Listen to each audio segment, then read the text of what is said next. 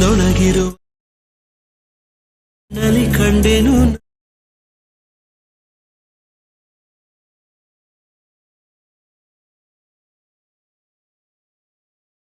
Hi guys, welcome to ಇನ್ನಸ್ creations ಅವನ್ YouTube channel. Guys, ನಾನು ಸಾಗರ್ ಗೌಡ. ಗೈಸ್, ಈ ವಿಡಿಯೋದಲ್ಲಿ ನಾನು ನಿಮಗೆ ಏನು ತಿಳಿಸ್ಕೊಡ್ತೀನಿ ಅಂದರೆ, ನೀವು ಡೆಮೋಲಿ ನೋಡಿದ್ದೀರಲ್ವಾ, ಈ ರೀತಿಯ ಒಂದು ಸ್ಟೇಟಸ್ ವಿಡಿಯೋನ ನೀವು ಕೂಡ ನಿಮ್ಮ ಒಂದು ಇನ್ಶಾಟ್ ಅಪ್ಲಿಕೇಶನಲ್ಲಿ ತುಂಬಾ ಈಸಿಯಾಗಿ ಯಾವ ರೀತಿ ಎಡಿಟ್ ಮಾಡ್ಕೊಬೇಕು ಅನ್ನೋದು ಕಂಪ್ಲೀಟ್ ಇನ್ಫಾರ್ಮೇಷನ್ ಈ ವಿಡಿಯೋದಲ್ಲಿ ನಾನು ನಿಮಗೆ ತಿಳಿಸ್ಕೊಡ್ತೇನೆ.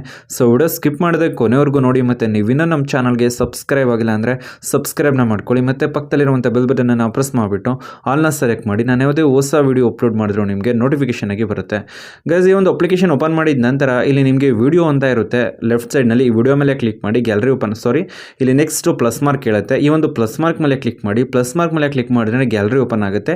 ಇಲ್ಲಿ ನಿಮಗೆ ವಿಡಿಯೋಸ್ ಮತ್ತು ಫೋಟೋಸ್ ಆಲ್ ಅಂತ ಇರುತ್ತೆ. ನೀವು ಫೋಟೋಸ್ಗಳನ್ನ ಸೆಲೆಕ್ಟ್ ಮಾಡ್ಕೊಂತೀರ, ಫೋಟೋ ಮೇಲೆ ಟ್ಯಾಪ್ ಮಾಡಿ ಸೆಗ್ರಿಗೇಟ್ ಆಗಿರುತ್ತೆ. ವಿಡಿಯೋ ಬೇರೆ, ಫೋಟೋ ಬೇರೆ, ಆ ರೀತಿ ಆಗಿರುತ್ತೆ.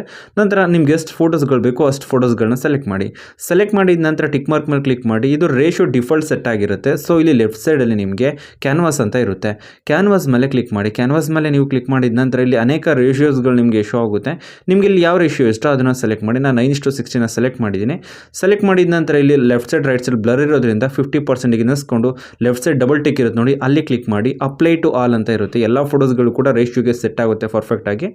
ಕೆಲವು ಫೋಟೋ ಸೆಟ್ ಆಗಿಲ್ಲ ಅಂದರೆ ಪಿಕ್ಚರ್ ಮೇಲೆ ಟ್ಯಾಪ್ ಮಾಡಿ ಕ್ಯಾನ್ವಾಸ್ ಮೇಲೆ ಕ್ಲಿಕ್ ಮಾಡ್ಕೊಳ್ಳಿ. ಅದನ್ನು 50% ನಿಲ್ಲಿಸ್ಕೊಳ್ಳಿ. ಕರೆಕ್ಟಾಗಿ ಏನಾಗುತ್ತೆ ಅಂದರೆ ಫಿಲ್ ಆಗುತ್ತೆ.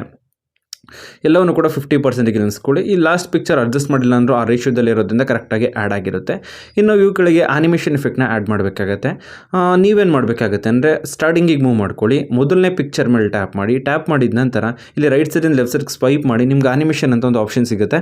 ಆನಿಮೇಷನ್ ಮೇಲೆ ಕ್ಲಿಕ್ ಮಾಡಿದ್ರಿ ಅಂದರೆ ನಿಮ್ಗೆ ಅನೇಕ ಆನಿಮೇಷನ್ ಎಫೆಕ್ಟ್ ಸಿಗುತ್ತೆ. ಇನ್ನು ಮತ್ತು ಔಟು ಮತ್ತು ಕಾಂಬೋ ಎಫೆಕ್ಟ್ ಸಿಗುತ್ತೆ.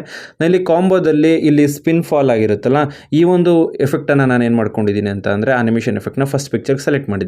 ಇನ್ನು ಸೆಕೆಂಡ್ ಇಮೇಜ್ ಮೇಲೆ ಟ್ಯಾಪ್ ಮಾಡಿದ್ದೀನಿ, ಅನಿಮೇಷನ್ ಮೇಲೆ ಟ್ಯಾಪ್ ಮಾಡಿದ್ದೀನಿ, ಕಾಂಬೋ ಮೇಲೆ ಕ್ಲಿಕ್ ಮಾಡಿದ್ದೀನಿ. ಬೇರೆ ಒಂದು ಎಫೆಕ್ಟನ್ನು ಸೆಲೆಕ್ಟ್ ಮಾಡ್ಕೊತಿದ್ದೀನಿ. ನೀವು ಇನ್ನಲ್ಲಾದರೂ ಔಟಲ್ಲಾದರೂ ಕಾಂಬೋದಲ್ಲಿ ಯಾವುದ್ರಲ್ಲಿ ಬೇಕಾದರೂ ಸೆಲೆಕ್ಟ್ ಮಾಡ್ಕೊಬೋದು. ನಿಮ್ಗೆ ಯಾವ ಎಫೆಕ್ಟ್ ಇಷ್ಟ ಆಗುತ್ತೆ ಆ ಎಫೆಕ್ಟನ್ನು. ನಂತರ ಮೂರನೇ ಪಿಕ್ಚರ್ ಮೇಲೆ ಟ್ಯಾಪ್ ಮಾಡಿದ್ದೀನಿ, ಅನಿಮೇಷನ್ ಮೇಲೆ ಟ್ಯಾಪ್ ಮಾಡ್ಕೊಂಡಿದ್ದೀನಿ.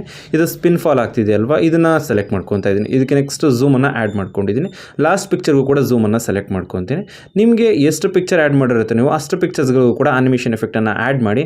ಆ್ಯಡ್ ಮಾಡಿದ ನಂತರ ಎರಡು ಫೋಟೋ ಮಧ್ಯೆ ಪ್ಲಸ್ ಮಾರ್ಕ್ ಇರುತ್ತೆ ವೈಟ್ ಕಲರಲ್ಲಿ, ಅಲ್ಲಿ ಟ್ಯಾಪ್ ಮಾಡಿದ್ರೆ ಟ್ರಾನ್ಸಿಷನ್ ಎಫೆಕ್ಟ್ಗಳು ನಿಮಗೆ ಶೋ ಆಗುತ್ತೆ. ಇಲ್ಲಿ ನಿಮಗೆ ಅನೇಕ ಟ್ರಾನ್ಸಿಷನ್ ಎಫೆಕ್ಟ್ಗಳು ನಿಮಗೆ ಸಿಗುತ್ತೆ. ನಿಮಗೆ ಯಾವೊಂದು ಟ್ರಾನ್ಸಿಷನ್ ಎಫೆಕ್ಟ್ ಇಷ್ಟ ಆಗುತ್ತೋ ಆ ಫೋಟೋಗೆ ಆ ಒಂದು ಎಫೆಕ್ಟನ್ನು ನೀವು ಇಲ್ಲಿ ಸೆಲೆಕ್ಟ್ ಮಾಡ್ಕೊಬೇಕಾಗತ್ತೆ. ಇಲ್ಲಿ ಸ್ಲೈಸ್ ಎಫೆಕ್ಟ್ ಇರುತ್ತೆ ನೋಡಿ, ಇದನ್ನು ನಾನು ಸೆಲೆಕ್ಟ್ ಮಾಡ್ಕೊಂಡು ರೈಟ್ ಸೈಡ್ ಟಿಕ್ ಮಾರ್ಕ್ ಇರುತ್ತೆ ಅಲ್ಲಿ ಕ್ಲಿಕ್ ಮಾಡ್ಕೊಂಡಿದ್ದೀನಿ.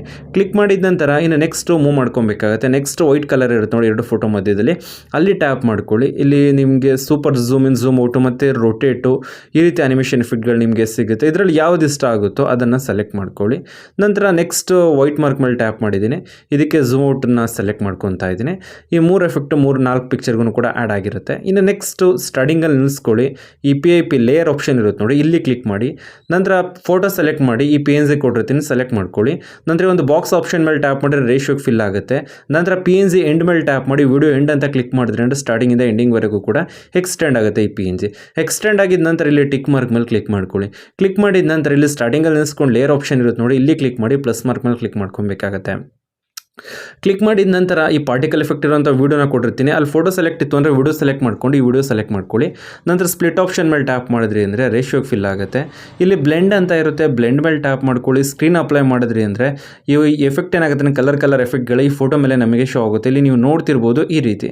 ಏನೇ ನೆಕ್ಸ್ಟು ನೀವು ಅದೇ ಒಂದು PIP ಲೇಯರ್ ಆಪ್ಷನ್ ಮೇಲೆ ಕ್ಲಿಕ್ ಮಾಡಿ, ಪ್ಲಸ್ ಮಾರ್ಕ್ ಮೇಲೆ ಕ್ಲಿಕ್ ಮಾಡಿ, ಗ್ಯಾಲರಿ ಓಪನ್ ಆಗುತ್ತೆ. ಲಿರಿಕ್ಸನ್ನು ಸೆಲೆಕ್ಟ್ ಮಾಡ್ಕೊಳ್ಳಿ. ಬ್ಲಾಕ್ ಸ್ಕ್ರೀನ್ ಲಿರಿಕ್ಸನ್ನು ಸೆಲೆಕ್ಟ್ ಮಾಡ್ಕೊಳ್ಳಿ. ಸೈಜನ್ನು ಇನ್ಕ್ರೀಸ್ ಮಾಡಿ ಅಥವಾ ಫಿಲ್ ಮೇಲೆ ಆದರೂ ಕ್ಲಿಕ್ ಮಾಡಿ. ಸೆಂಟ್ರಲ್ಲೇ ಲಿರಿಕ್ಸ್ ಬರಬೇಕು, ಆ ರೀತಿ ಮಾಡ್ಕೊಳ್ಳಿ. ಆ ರೀತಿ ಮಾಡಿಬಿಟ್ಟು ಬ್ಲೆಂಡ್ ಮೇಲೆ ಟ್ಯಾಪ್ ಮಾಡಿ ಸ್ಕ್ರೀನ್ ಅಪ್ಲೈ ಮಾಡಿ. ಲಿರಿಕ್ಸ್ ಶೋ ಆಗುತ್ತೆ, ಬ್ಲಾಕ್ ಕಲರ್ ರಿಮೂವ್ ಆಗುತ್ತೆ. ಸ್ಟಾರ್ಟಿಂಗಿಗೆ ಮೂವ್ ಮಾಡ್ಕೊಂಡು ವಿಡಿಯೋ ಪ್ಲೇ ಮಾಡಿ. ಇಲ್ಲಿ ನೀವು ನೋಡ್ತಿರ್ಬೋದು ತುಂಬಾ ಬ್ಯೂಟಿಫುಲ್ ಆಗಿ ಏನಾಗ್ತಾ ಇರುತ್ತೆ ಅಂದರೆ ಈ ವಿಡಿಯೋ ನಮಗೆ ಇಲ್ಲಿ ಕ್ರಿಯೇಟ್ ಆಗ್ತಾ ಇರುತ್ತೆ. ಇದೇ ರೀತಿ ನಾನು ಹೇಳ್ಕೊಡ್ತೀನಿ. ಒಂದು ಸ್ಟೆಪ್ಸ್ನ ಇದ್ರೂ ಫಾಲೋ ಮಾಡಿದ್ರಿ ಅಂದರೆ ನೀವು ಕೂಡ ರೀತಿ ಒಂದು ವಿಡಿಯೋನ ಕ್ರಿಯೇಟ್ ಮಾಡ್ಕೊಬೋದು. ಗೈಸ್ ನಾನಿವಾಗ ನಿಮಗೆ ತಿಳಿಸ್ಕೊಡಿ ಸಿಂಪಲ್ ಟ್ರಿಕ್. ಏನಾದರೂ ನಿಮಗೆ ಇಷ್ಟ ಆಯ್ತು ಅಂದರೆ ಪ್ಲೀಸ್ ಲೈಕ್ ಮಾಡಿ, ಶೇರ್ ಮಾಡಿ ಮತ್ತು ಸಬ್ಸ್ಕ್ರೈಬ್ ಮಾಡಿ. Thank you for watching.